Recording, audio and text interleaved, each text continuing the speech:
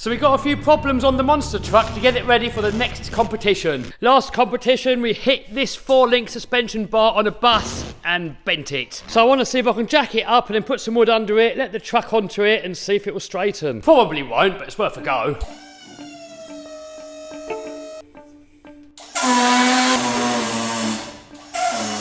Nope, that didn't work, so I suppose we'd better fit a new one. 2 of my tyres has got a puncture. Just look how much smaller it is compared to a fully inflated one.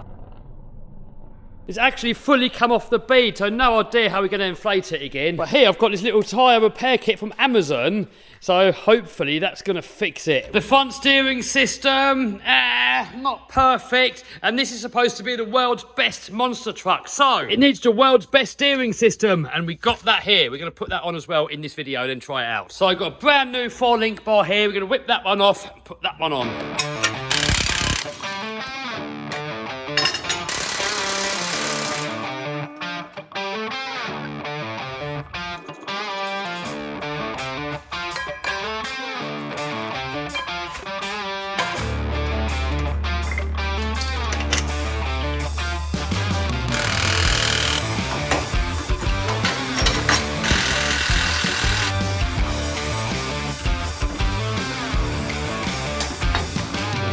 Boom, got that back on there. Next up, let's have a look at these flat tyres. So this was Tony's idea from Swamp Thing 4x4 to get the tyre back onto the wheel. So we've got to pump it up, but all that air in there is just going to come out and it's never going to pump up. So you've got to get the tyre back onto the bead. So Tony reckons if you get an inner tube, this is from a bicycle, you put that round there like that, and then pump up the inner tube. It should bridge the gap just until we get air in there, then we take it out. That's the plan anyway.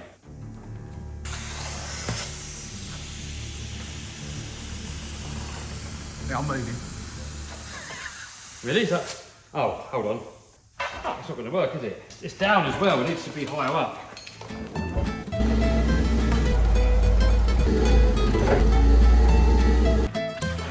If that was smaller, it'd work perfect.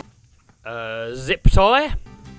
So this is a 26-inch inner tube for a mountain bike. Tony said I should have got something like a 20-inch. Oh, how's that ever going to work? Look. Look, even where the valve is, look, that's not bridging it at all, look. I can't see it working. The air's going to leak straight through that little hole there. That's not working, is it? What are we doing then, Kev? Well, people in the comments said I should fill it with gas and then light the gas and it'll blow back on. Trouble is, it's got a flat spot on the bottom, and I've seen people do it to car tyres. When this is inflated, it's like this much taller. So what I'm always going to happen is going to pop that on, but at the same time shoot the tyre through the ceiling. So if we do that, I want to bolt it onto the truck first. We're going to knock it over. Hopefully that bead is going to push back on there and then we can pump it up. It might work, it might not, I don't know. It's all a big learning curve. So now there's no way of telling if that is actually gone on there or not. Get some air in, see what happens? Yeah. Hopefully it's going to take a little bit of air. And then we can find a leak and then we can try and fix it. A few moments later, well about 10 minutes actually, there's no pressure got in. Still on 0, I think it must be leaking. So I've got another idea. If we lift the tyre up again with the forks, get a bit of wood under the tyre, under the wheel, and then the tyre can then hang down, and then we can even jump up and down on here. And hopefully it will seat. So now look, you can see how that tyre's hanging down. Hopefully that's going to take a little bit of pressure. While Andy's doing that, we did have another tyre that we played with. I pumped it up, and this one is leaking air from here. Can you hear that? So we're going to have to take this bead off here, move it out, put some more sealant in there, and then clamp it all back together. Right, so it's been on there for about 20 minutes. We are pumped up, taken air, so now we just got to flip it over, find exactly where the hole is. Waffle, waffle, waffle.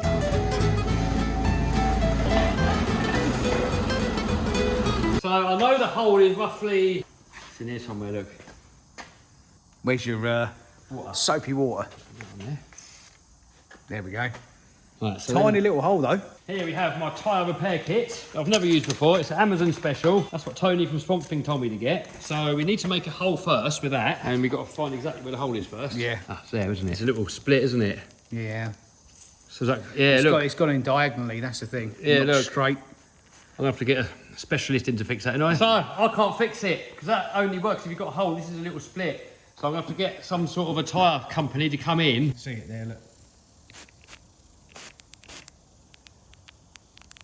There's a whole gash there, look. Yeah. One of them things not work? Not sideways. What if you run like 2 or 3 in there? I'm impatient. I'm going to see if we can do it. Is this going to come out like a bullet? How much PSI you put in here? It's got about 10. What's in?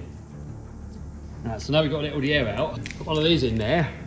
If it works, happy days. If it doesn't, we have to get an expert in. So, to let the air out. Instructions are here. All the air's out. Andy's in charge of that. I'll pull him out. And then you go in there, exact same angle. Are you supposed to turn it as you do it? Or does that ruin the whole procedure? Right, there we go, charging up. So we give that 10 minutes. Hopefully it's gonna hold air. A few moments later, not looking good. It's still leaking. Ram another one in there. Ooh. Never just hit that with a hammer. Just bang it in. I'm sure this is not how you're supposed to do it. No. When a tyre repair company comes, I've seen them fix big holes like that, so even if I mess this up, they'll be able to fix it, won't they? Yeah, you probably have to take the tyre off the rim though. Get in there. I'm wondering if I can get another one through where that is. So this tyre repair kit is only really supposed to be if you've got a hole. However, we have a small split. So we're ramming 2 in side by side. Hopefully, it's gonna work. So now let's pump it up and hope for the best. Been about 10 minutes. We got 10 PSI in there. I think it's fixed. Go on then, spray some of that on there. Look at that. Yes! So if you remember last year, I bent this rear steering arm here. I'm not even sure how. I've done a video with some of you guys trying to guess how. I think it must have landed a little bit sideways, what must have bent it. But up here, I've got 2 new bars, so we can run 2 at the same time. Trouble is, they're a little bit too long. So I've cut the end off. Trouble is, it's not fully square. So when we get the lock nut on there, it's going to sit a little bit on the wonk. But a friend of mine's got a machine shop, so hopefully he can make it nice and straight.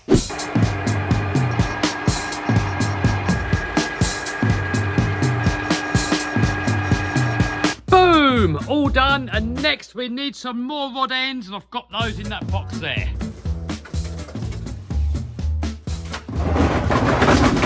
So in here somewhere, we're going to have some rod ends. Aha! 1, 2. Then we've got to get some of this stuff on there to stop the threads from seizing up. So because we're going to be running double bars here, I've got some longer bolts here, so I'm going to replace the bolt first and then bung this new bar on underneath.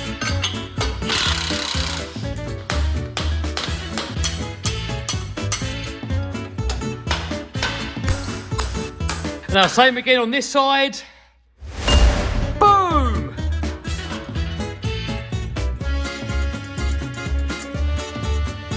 Boom! There we go, got them on there, double the bars, double the strength. Now, I also changed this one here because that one was bent and straightened before, so we've got 2 brand new ones on there. That one can just be a spare now. And now, we've got to sort out the countersink on these wheels. So these here are the wheel nuts, or lug nuts for you Americans. And a bit tricky to show you, but that countersink on there does not locate on the countersink on the wheel. So what's happening, it's all skidding around like that and the wheels are coming loose. So I've got to make the countersinks deeper. So I've got this magnetic drill thing here. I've got to make up some sort of a platform to mount it. Got a few bits and pieces here to hopefully make it happen. So let's see if we can make it work. Otherwise, I've got to buy new wheels.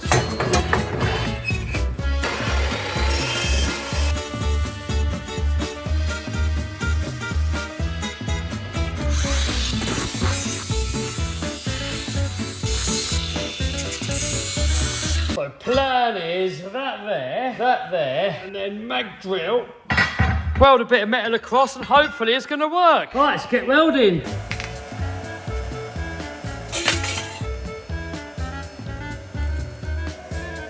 That'll do. Now hopefully, if we've done it right, this can go on there, this can go on there.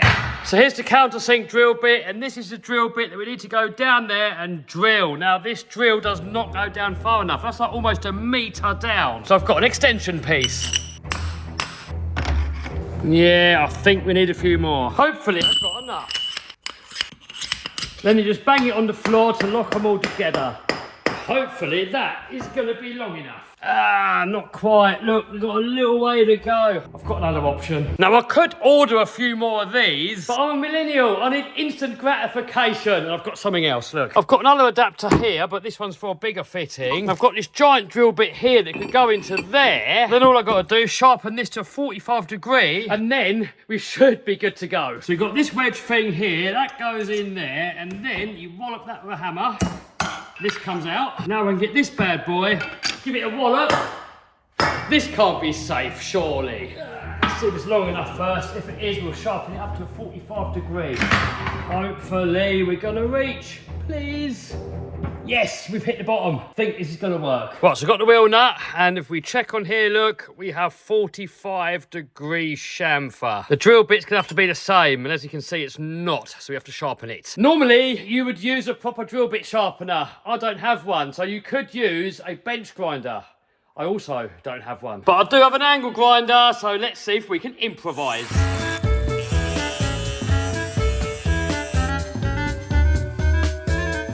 I think we're not too bad, not perfect, but considering what we're dealing with, hopefully it's gonna work. Please work. So this thing here is called a magnetic drill or mag drill. So at the moment it's loose, but you hit this switch here, look at it, now that it's solid on there. Now I'm gonna try and perfectly position it over that hole and hit the button. Next up, a couple of clamps on here to stop the whole thing from moving. Now for the scary part, I've got to turn it on. It might go mad, I don't know. Oh, things are good. So far, I think it's working pretty good. So got all of them done now on this wheel. Next up, I've got to take this bead lock ring off because it is leaking air from there. So I'm going to whip all these bolts out, take it off, reseal it, put it back on. Hopefully it's not going to leak.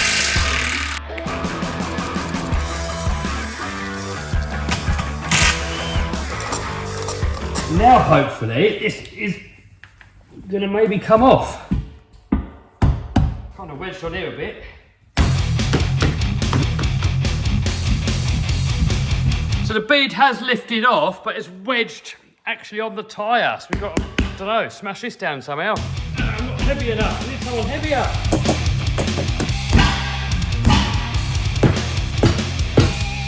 Jesus, I need a fat bastard. Right, it's been overnight, and as it's been chilling, look, it's come off a little bit. So hopefully it's gonna come off now. Yes, that was easy. That's what you call working while you're in bed. Next up, I'm just going to clean up some of this stuff here. I am not a tyre fitter, so I have no idea what I'm doing. So if I'm doing it wrong and anybody knows how I'm supposed to be doing it, feel free to roast me in the comments. Next up, I'm going to get this bead sealer stuff here. I think I've got to paint it on.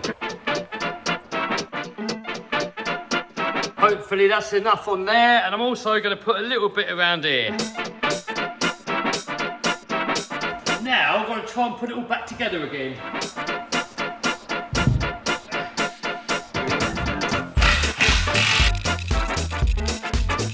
Let's get that tyre pumper up on there, pump it up, and hopefully it's going to hold some air.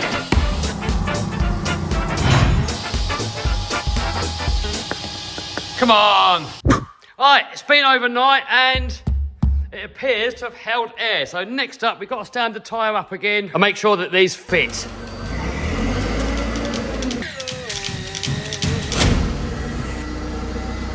Here we go, moment of truth. If you've done it too deep, it might poke out the other side.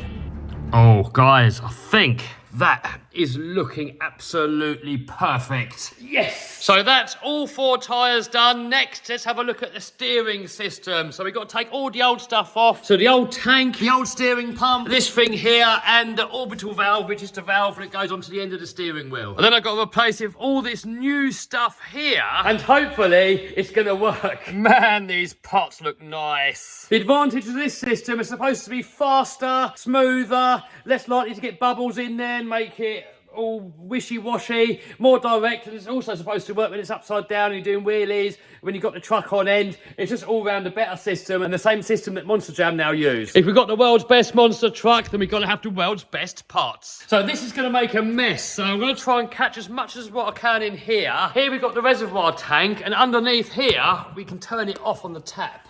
And then next up, if I undo this bolt here, then hopefully I can drain it all into there. That is going everywhere. Oh, what a mess already. So that's all coming out of there. And if we open this tap, it's going to come out more. If we get this lid off of here, it's going to let even more out quicker. Next up, I'm going to take all the other hoses off. And now we can take off the old tank and the old power steering pump. So we can take this piece and put it onto the new pump. Oh, different shaft size. So we're gonna have to order a bigger one, so for now, let's just fit the bigger tank. I'm gonna leave it a little bit loose for now, just in case we've got to take it off again for something.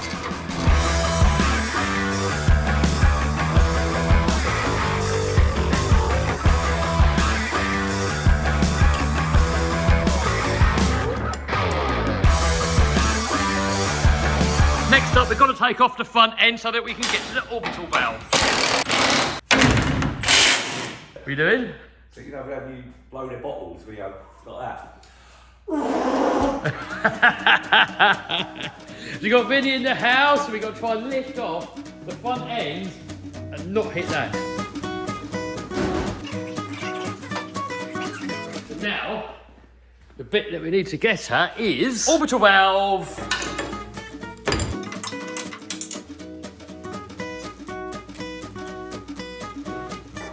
So next up, to get the orbital valve out, we need to undo the column and slide the whole lot out.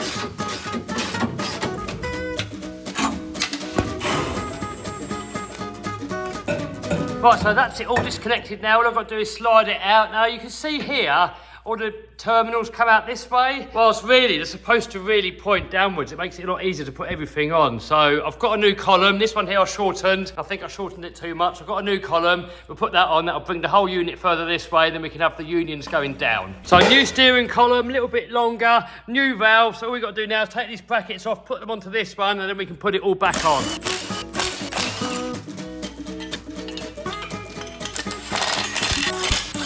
There we go, new orbital valve and steering column going in.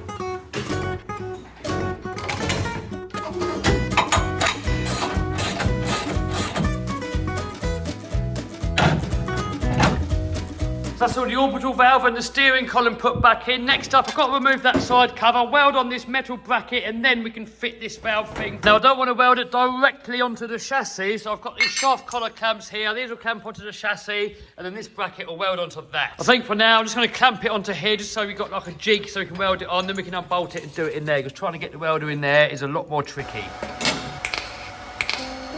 Oh man, what has gone on with this welder? I've been having problems with this for ages and I thought I solved it, but it keeps bubbling up. That normally means when the metal's dirty or gas isn't coming out. I've cleaned the metal perfectly, the gas is coming out and it's still doing it. The top one's a TIG welder, the bottom one is a MIG welder. So I guess we're gonna have to MIG weld it. Not as neat, but at least it's gonna weld.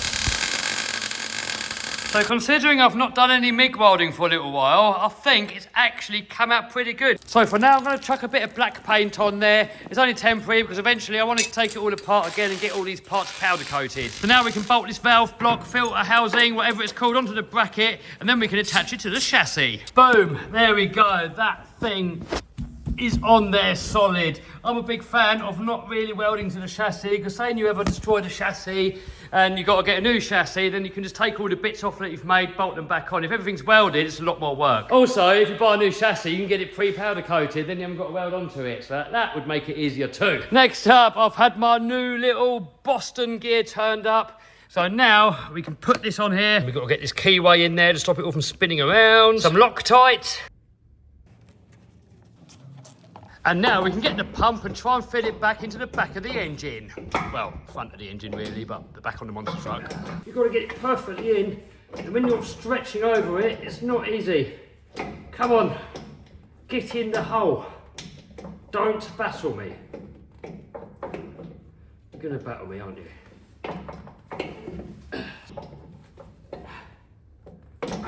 Yes, we're in. There we go. That's all fitted. All we got to do now, get the hydraulic man down and plumb it all in. Here we got Darren and Darren in from Hydroquip, making up the hoses. Again, they're all a bit bigger this time. So here we've got some pictures from Monster Jam, and that's what we're trying to replicate. So here Darren is cutting the hoses. And this machine here crimps the fitting onto the end. Some sleeving stuff to stop it from chafing. Boom, and there we go, got them all on there. They go round there, round there, round there, round there, all the way up here, round there, round there, round there, and into the orbital valve. Then from the orbital valve, it goes into this block thing here, and from that, it goes into this tank thing here. Here you can see it all plumbed in from the back. Next up, I've got to change these steering rams to these ones that are bigger diameter. So bigger diameter, they're going to be slower acting, but they're going to have more power. And because this steering system is faster anyway, apparently these are the rams that you've got to use with that system. So we've got to get some of this stuff on here to stop the threads from seizing.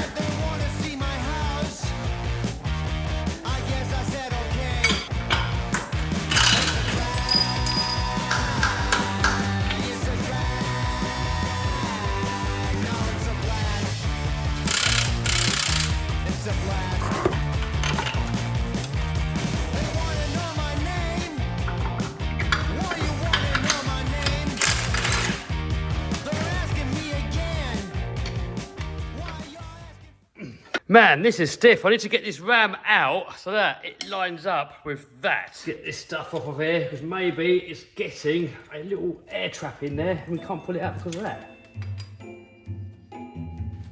Come on, out you come. Out.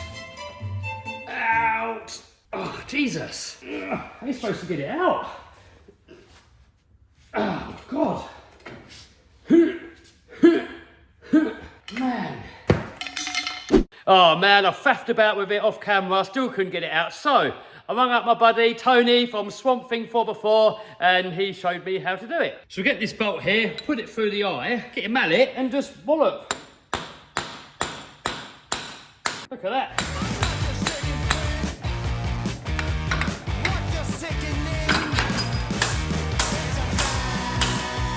So now we've got to get the other side on there, and a quicker way. Oh. Boom!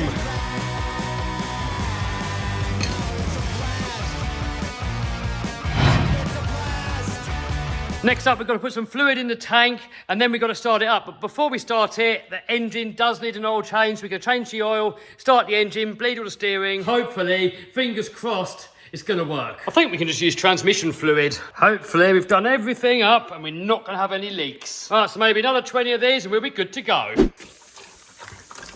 There you got Ian in the house. Hello, Brie. Hello. Hello. Oil change. So apparently we're looking for any creaminess in there. Any creaminess would mean that methanol has got into the oil. And we're not seeing any. So, you know what? I reckon that oil could have gone again. Better play it safe. Should we put it back in? Can you get the filter off with hand power only? Oh, look at that. Oh, man. Game over power. Right, we need something to put under it. It's going to fall a minute, isn't it? Mess coming out. Oh, it's bleeding from all angles now. Oh. Ah, there we go. What happened? There we go, brand new filter. There we go, brand new oil. We've also got the stabiliser stuff. It makes the oil super sticky and it sticks to all the components should there be not enough oil.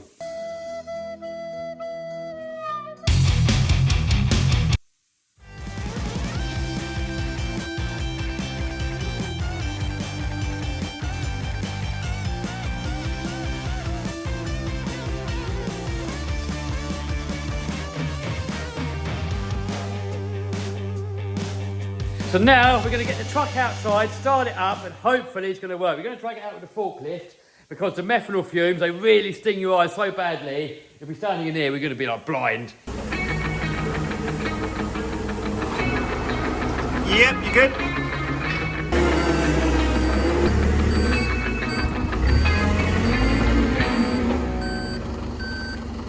So next, we've got to jack it up And then we've got to do the steering left and right, hopefully bleed the system through. If we plumbed it up right, it'll steer the right way. If we plumbed it up wrong, it might not work at all, or it might steer the wrong way. So I'm hoping it's going to steer the right way.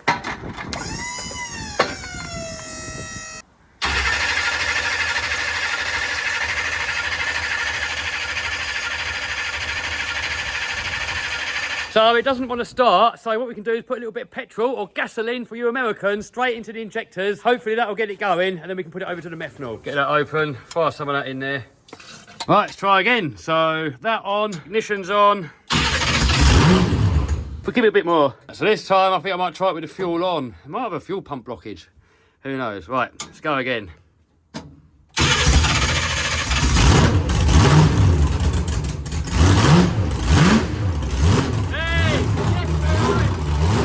We've got steering.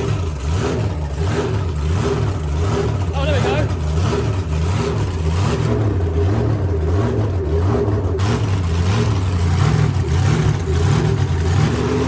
go. Our steering is working, so that's a success. However, it's going the wrong way. But I think we've only got to swap over 2 hoses and it should work. Probably going to make a mess. I think those 2 hoses there, if we swap that one with the one behind it, it should go the right way. So hopefully this one and the one behind it.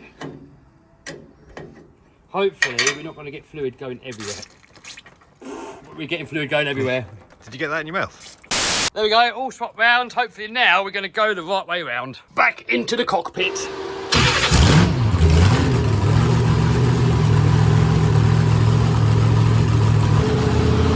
Boom, there we go, steering's going the right way. So now we're going to put the big wheels on the front and hopefully it's got enough power in it to move them. Then we're good for the show.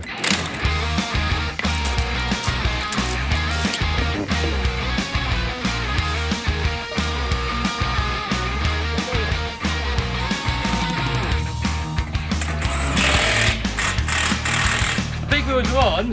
Hopefully, please steer. If I don't steer, I don't know what we're going to do. Cry. Yeah.